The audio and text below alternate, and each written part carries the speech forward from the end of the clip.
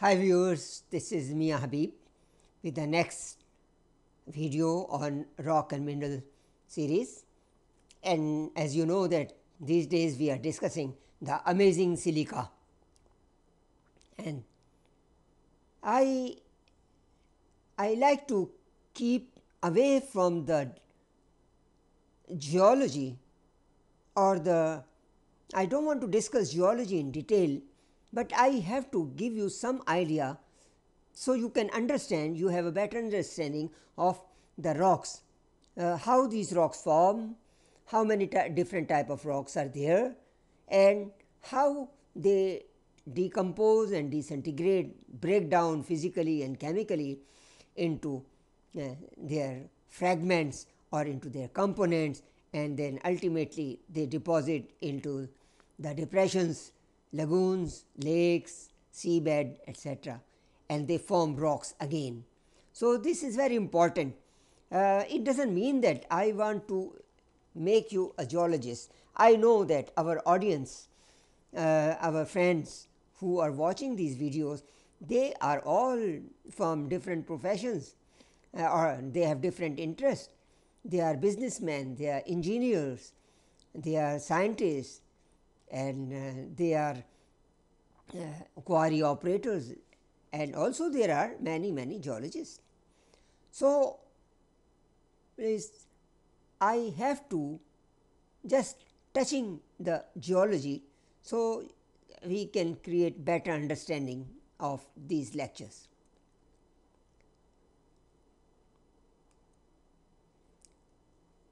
Let's discuss the formation of silica sand from granites. Now, this is a debatable topic among the geologists, how the sandstones are formed, how quartz is formed, but the most acceptable theory is that the sandstone forms from the disintegration, decomposition, and re-deposition of granite and granitic material. Why granite? Because granite is a rock which is the most abundant rock in the earth's crust, most abundant rock in the earth's crust. So, that is why we believe, and many people believe, that the granite is the mother rock of the sandstones, because granite, as we discussed before, granite is the most abundant igneous silicate rock. Granite is composed of about 40 to 80% feldspar and 20 to 40% quartz, plus some percentage of dark minerals. When granite break in nature physically, and it means they disintegrate, and chemically they decompose, the feldspar and other dark minerals break down into their oxide components and washed away with water. The feldspar, which is the main component of the granite, and granite is the most abundant rock in the crustal rocks of the earth. The feldspars are aluminosilicates. They are either potassium aluminum silicate or sodium aluminum silicate or calcium aluminum silicate. Quartz is the only mineral that survives chemical weathering and slowly keep breaking physically. So, quartz remains as quartz, silica remains as silica. It is not like feldspar, they do not break down into their components. Silica remains as silica, but the quartz mineral becomes smaller and smaller by physical breaking down. And I told you that on the surface of the earth, every day, every hour, every minute, the rocks have been breaking down into smaller and smaller fragments, and also chemically into their components. Broken large pieces of quartz keep rolling down under gravity and with water, smaller grains with wind, and finally deposit in depressions such as lagoons, lakes, delta, seabed, and they become, after that, after deposition, for long time. When I say long time, I doesn't mean 100 years, 1000 years, millions of years. Their layers deposit one on the other, and then there is a lithification. Lithification means loose material become lithified. They bound and loose grains bound together or cemented together, and this cementing material or binding material comes from the water, and these layers are compacted from the load of overlying layers and change into sandstone rock. The binding material is calcium carbonate, kaolin clay, iron oxide or silica sand that introduced from water. You can see these on the upper photo on my right hand side. It is showing how the granite start breaking. You see, there are lots of fractures and cracks, and instead of a solid rock, this granite is like a regolith. It's the accumulation of the broken pieces. The photo at the bottom on right hand side, it is more or less unweathered, fresh granite rocks, less breaking down here. The lower left hand side also there is some weathering, and these rocks are not horizontal, they are vertical, so it is easy for them to break down when the pieces fell down. And on the top left hand corner, I am showing the photograph of a granite. So, you can see the mineral component, you can see the pink or reddish feldspar and grey color quartz in it. So, feldspar is the major component. Here on my left hand upper corner, this is granite, and on the lower left you can see in a slice, you can see there are feldspar crystals, large feldspar crystals, there are small feldspar crystals, there is small quartz crystal and some black minerals. On the right hand side, upper photograph, central photograph, it shows the feldspar crystals. After the weathering, they released, they are liberated. See, without breaking down, the granite break down along the boundary of the feldspar, and these feldspar crystals are liberated. And these three minerals on the right hand side, these are micas. They are accessory minerals. They are sometimes they are present in granite, sometimes they are not. They are white color, brown color, black color, golden color. Now you can see a highly weathered rock on my left hand side on the top. So, this was granite, but it has been chemically altered. So, you can see it is very hard to see. So, originally the feldspar converted into kaolin, because feldspar was potassium aluminum silicate. So, during the chemical weathering, water added to the rock and K2O, potash, released from the rock, from the feldspar, and the potassium aluminum silicate converted into hydrated aluminum silicate, which is kaolin. On the right hand side, you can see it is almost a flat rock. There are, you can see, joints and fractures. So, these are the beginning points of the breaking down of the rocks. On the lower right hand corner, easily you can see the rocks are almost hanging, and one of the, and sometime, maybe take another 1000 or million year, they will break down and they will fall down. So, this is called erosion. When the broken material start moving along with water or wind from one place to another place. So, you can see on the top left hand side, there is a deep cutting and the material has been shifted from here. It will go down slope, and if there were big chunks of granite, they will become smaller and smaller and rounded and rounded. The same thing, there is a zigzag pattern of a river, and it is cutting the rocks underneath, and taking the chunks of rocks towards the along with the water towards the slope. On the bottom right, the rock almost have been completely weathered, and it looked like that it is not only weathered, it has been eroded and redeposited somewhere. How I can say redeposited? Because the fragments are somewhat rounded. It means they have been traveling for millions of years and thousands of kilometers, so they become somewhat rounded and they deposited in a depression. The same thing on the lower left hand side, you can see the material start depositing in a lake or lagoon, and this is the debris which came from the along with the rivers.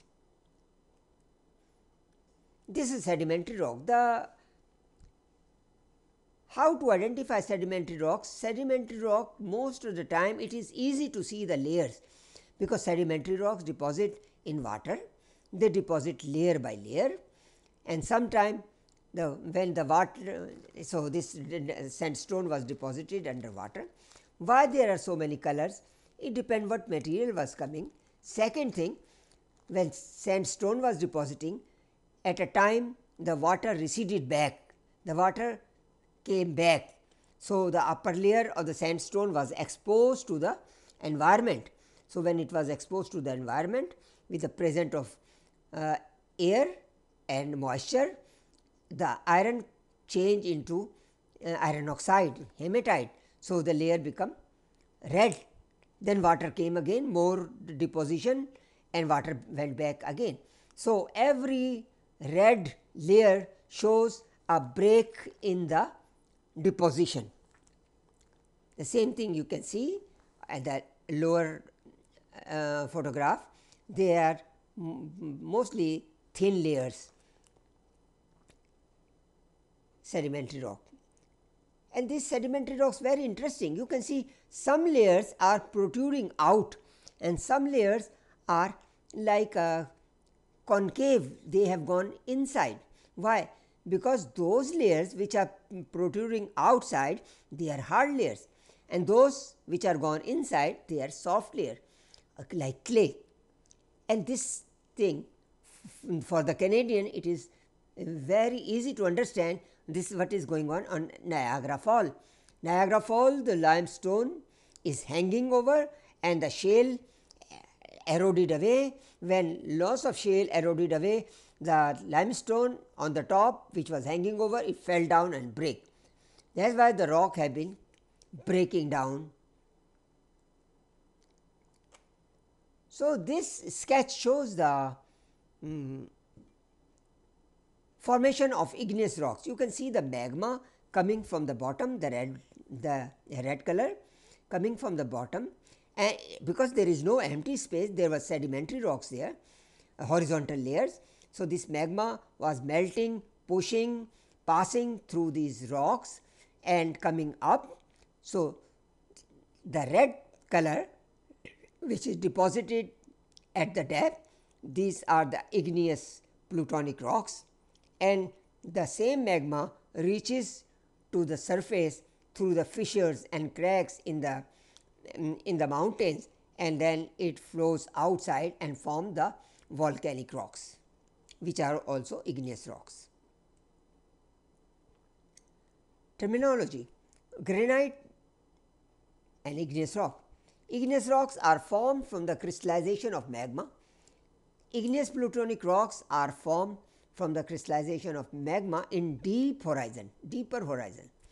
Slow crystallization and coarse grain, because when there is a slow crystallization, there is enough time for the crystals of the minerals to grow larger. So, the plutonic rocks of the igneous origin, they are coarse grain. Sedimentary rocks form from the accumulation, deposition, lithification and compaction of weathered and eroded material from pre-existing rocks. Pre-existing rock means they can be any rocks which was on the surface of the earth. It was a igneous rock or sedimentary rock or metamorphic rocks, and it is broken down into fragments and then traveled, eroded, and finally deposited. What are metamorphic rocks? Metamorphic rocks are formed from the alteration of pre-existing rocks that might be sedimentary or igneous or metamorphic rocks under high temperature and high pressure. So, when some rocks are buried down under high pressure and temperature, the rocks change, alter into metamorphic rocks. So, as I told you, I do not want to go into detail of these things, but just want to give you some idea that there are three kinds of rocks. There are igneous rocks which form from magma, there are sedimentary rocks which form as the result of deposition, and then metamorphic rocks form from the introduction of high temperature and pressure. It is important to understand the behavior of feldspar, the most common mineral of rock during chemical weathering of granite. Feldspar is the main mineral of granite and many other igneous rocks. It makes up approximately 60% of these igneous rocks and gives granite its typical texture. Feldspar are further divided into two types. They are easily identified in both weathered and fresh granite by their color. Feldspar are aluminosilicate minerals of potassium, sodium, and calcium.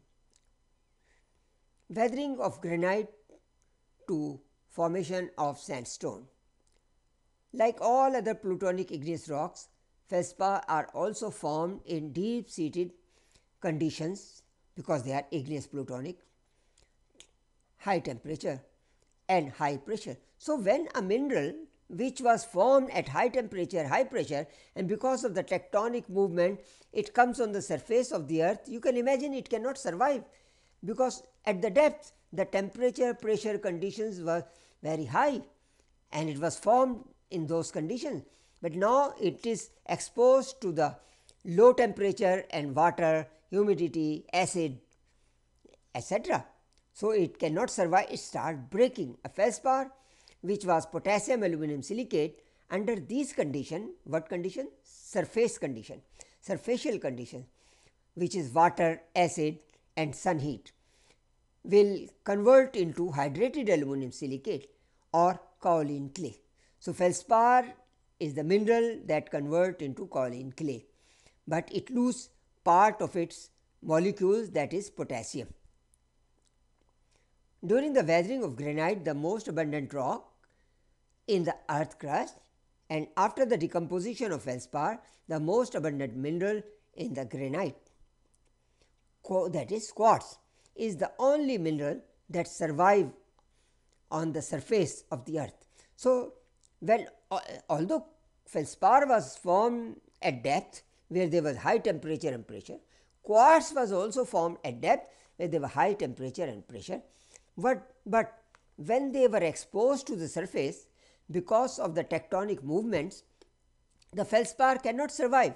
It decomposes into soft mineral kaolin, and it lost part of its oxide, potassium and sodium and calcium.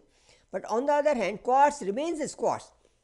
The weathering, the changing conditions cannot do anything to quartz. So, quartz remains quartz and it survives.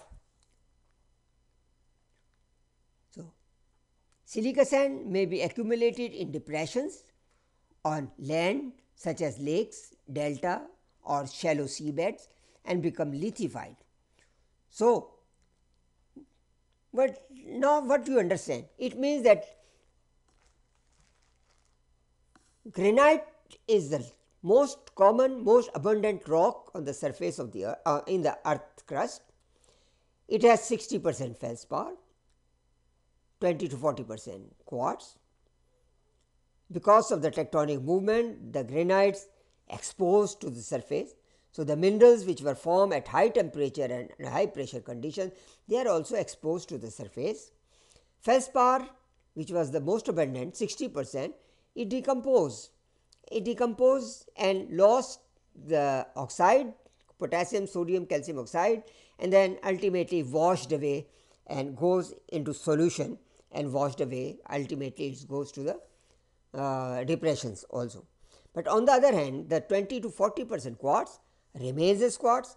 It just start breaking down into pieces, smaller pieces, and when it travels along with the water, you can imagine in the mountainous region, water is young. It flows, it take all the debris along with it. Doesn't matter how big is the chunks of the rocks. So all these quartz pieces, they come downstream along the river flow and become rounded and smaller and rounded and smaller. It takes millions of years. Ultimately, the big quartz chunk convert into sand. And I hope you remember what is sand. Sand is nothing. Sand is the size. All those particles which are 2 millimeter to 0.06 millimeter is sand. So quartz converted into quartz sand, and ultimately it is deposited in depressions, in delta, in lakes, in lagoons, in seabeds, and then lithified, cemented, binded together, and compacted and form sandstone again. Okay, this was, maybe you are finding it a little bit boring, but at least you get some idea. Let's start discussing the business, silica sand business opportunities. Now the question is, should I invest in silica sand? I have huge deposit of silica sand in my country. No, my question is, do you also have domestic or regional market for silica sand or its downstream products? Do you have market? Do you have customers? Do you have someone who will buy these products from you and use it in the industrial manufacturing? Do you have industry in your country or neighboring country? Why I am saying domestic or neighboring? Because silica sand is a cheap commodity. It is a cheap commodity, and transportation cost is huge. So ultimately, the 90% of the silica sand price is its transportation cost. If not 90%, at least 80%. So now my question is, do you have industry in your country or neighboring country who will use silica sand in their industrial products? Can you sell all silica sand what you are producing? How many competitors do you have in your country or neighboring country? Can you compete with them?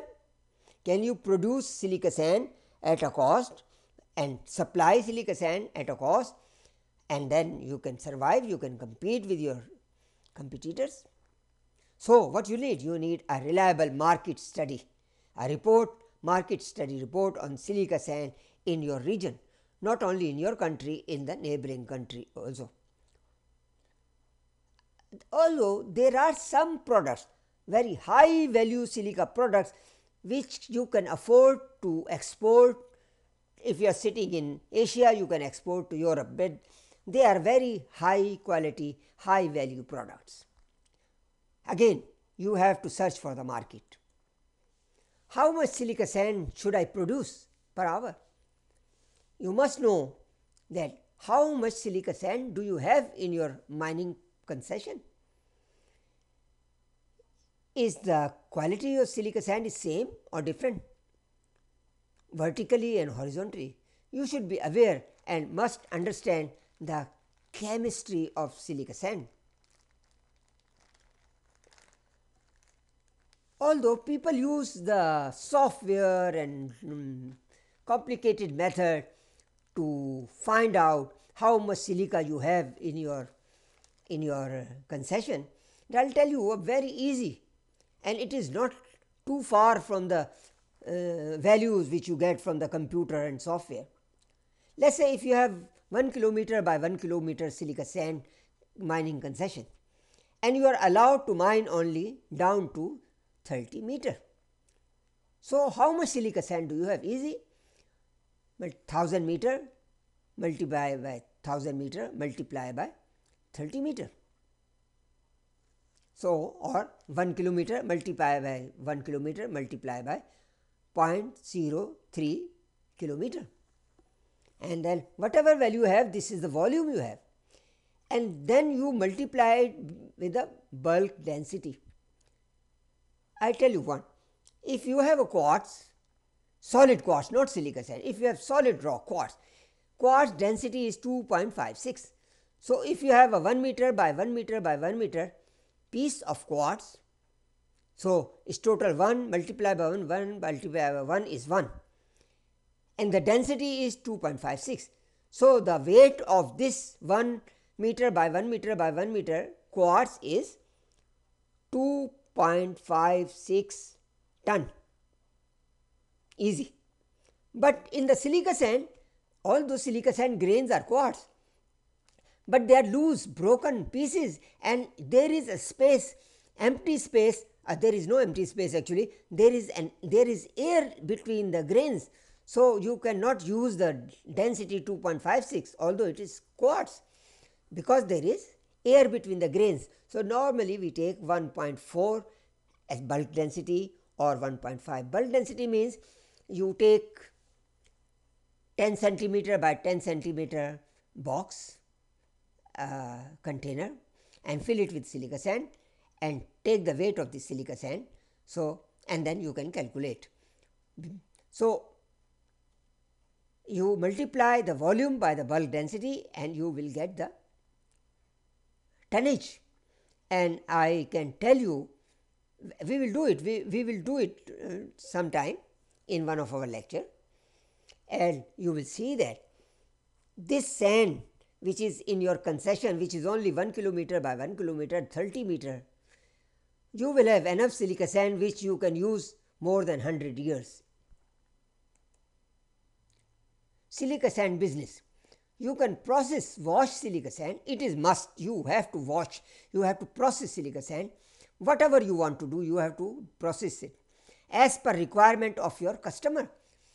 You have a glass customer and he is selling glass to the automotive industry. He will tell you he don't want iron oxide more than 200 parts per million. So, you have to produce, and he will tell you that he want 500 micron to 100 micron. So, you make sure there is no fines there, there is no particles of less than 100 microns there, and there are no particles more than 500 microns there.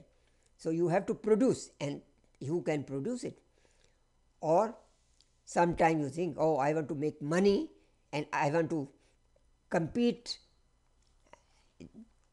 all my competitors, I want to produce solar silica sand, and then you have to lower down the iron oxide 80 ppm only, which is big job, but still if you have right technology, right equipment, you can do it.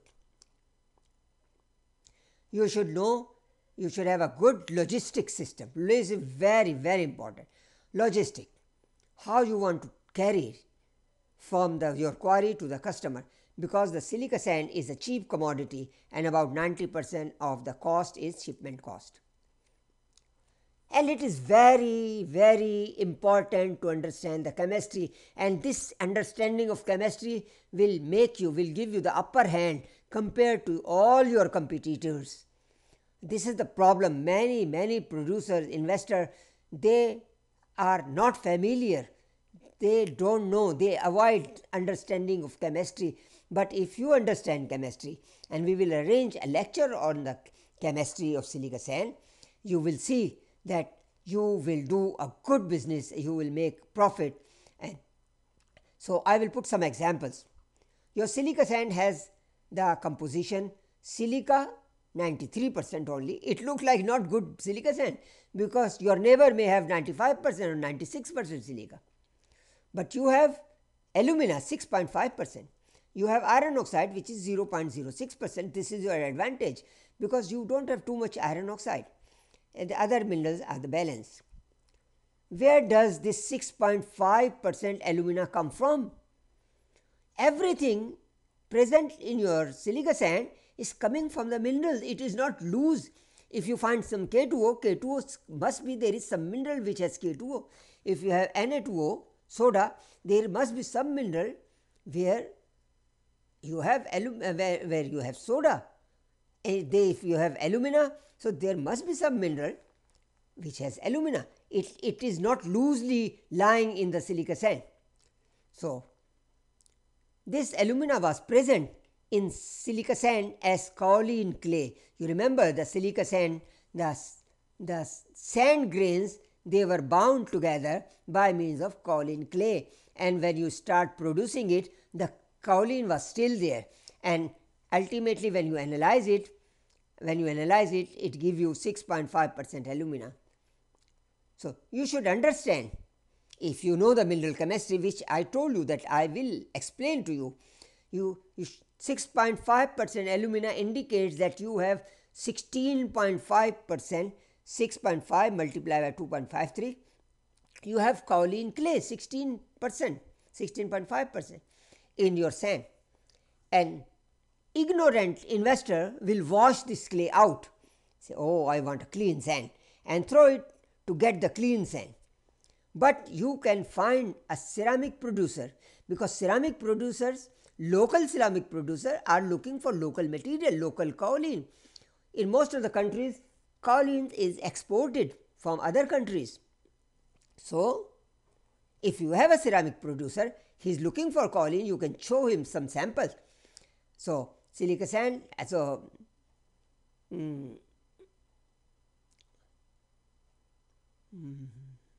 an ignorant investor will wash this clay and throw it to get clean sandstone, but you can find a ceramic producer who is willing to buy unprocessed silica sand. Why? Because there is alumina there.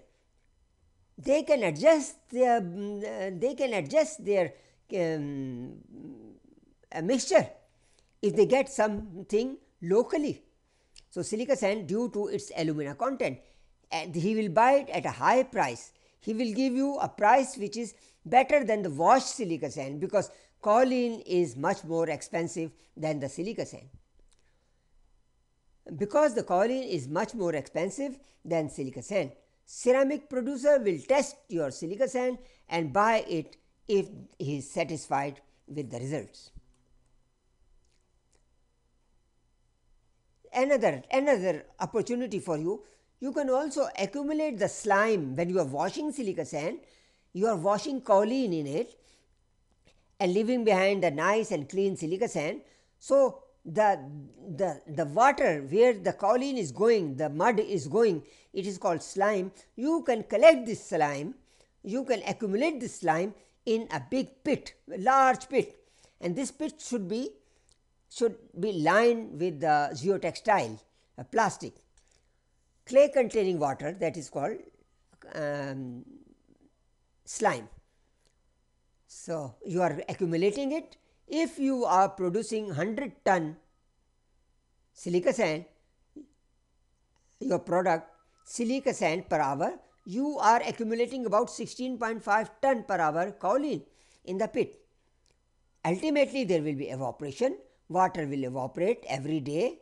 Water will evaporate, leaving behind the dry kaolin. And time to time, you can shovel it, you can take your bulldozer, bulldoze it, and you can take the dry kaolin in a stockpile. Though it is unprocessed kaolin, but local ceramic producer will prefer local material, the local source of raw material. You can sell the direct kaolin, you can sell the dried kaolin, a byproduct of silica sand, time to time, and make extra money. If you get more alumina, like instead of 6%, if you got 10%, so you can make more money, and you can think of putting a plant, silica sand kaolin plant, in addition to the silica plant, to produce high quality kaolin. Another example, let's say your silica sand has only 89.8% silica. So, initially you will say, oh, it is very bad quality, because there are so many impurities. This potash K2O 3.1%, soda 1.5%, alumina 5.6%, iron 0.04%. The chemistry reveals that you have 18.3% K feldspar. The potassium indicates 3.1% potassium indicates that you have 18.3% potassium feldspar. As I told you, what is potassium feldspar? Is potassium aluminum silicate. it means this feldspar is taking some aluminum, some silica, and 3.1% K2O, and it is forming 18.3% potash feldspar. You have 12.7% soda feldspar. Where it's coming? So there is soda, 1.5% soda. It is taking some alumina, some silica combined together and is forming the 12.7% soda feldspar. There is no kaolin in this, but you have left with 69.5% free silica only. So you can sell silica. You are losing here because instead of 89%, you have now 69.5% free silica, but on the other hand, you are making big money on the production of feldspar. If you are not aware of mineral chemistry, at first glance, the chemical composition appears to be that silica sand is bad quality, and there if there are many impurities and there are many impurities in it. However, if you are familiar with the chemistry, you can produce feldspar which is much more expensive than the processed silica sand. What else we can produce? There are so many other things we can produce. Let's say, and then I will finish my lecture here, and next time we will discuss all these products one by one, what we can produce. And if you want to go from the silica sand mining into product manufacturing, or if you want to have a joint venture partnership with a manufacturer, what you want to do, it's all upon you, but I will at least introduce you what we can do with the silica sand. So we have processed silica sand. So we take silica sand and we have to put a grinding plant which is called ball mill, and we produce silica flour. What is silica flour? Silica flour is a fine silica sand, fine powder of silica sand. You can do domestic sale. You have to find out what industries use silica sand, which I will discuss, and tell you how much you can sell locally, how much you can sell overseas. Then you can put the silica sand in the rotary kiln. After heating, you can produce a cristobalite. Cristobalite is a material which is required in the construction industry. You can sell it locally or export. Or you can also grind the cristobalite and you can produce cristobalite powder. Or someone can buy this cristobalite powder and cristobalite, and it can form engineered quartz stone. And there is a big demand of engineered quartz stone. Again, there is a domestic sale, and you can sell wherever you are, which part of the world you have, you can sell your engineered stone in North America and Europe. So, if you can put electrodes and start heating silica sand, and you do the fusion at very high temperature, you will convert silica sand into fused silica. So, silica sand is no more crystalline, it is amorphous, fused like glass, and then you can grind this glass and produce silica flour. What is the difference between the silica flour which we make from silica sand and this silica flour? This silica flour is amorphous, non-crystalline, and the silica flour which is produced directly from silica sand is crystalline, and there are different uses, different demand. So, if you have rotary kiln heating the sand with a carbon source, you can produce silicon carbide. Silicon carbide also need crushing, and you can sell local market for those people who do grinding, abrasion, they make drilling bits or the wires for cutting monocrystalline silicon. So, there is a big market for silicon carbide. You can also produce heating silica sand with soda ash to produce sodium silicate, a chemical which is the backbone of the detergent industry. Domestic sale, and silica, sodium silica, sodium silicate can be converted into precipitated silica. Another opportunity for you for the business. Thank you very much. We will see you with the next lecture in a couple of days.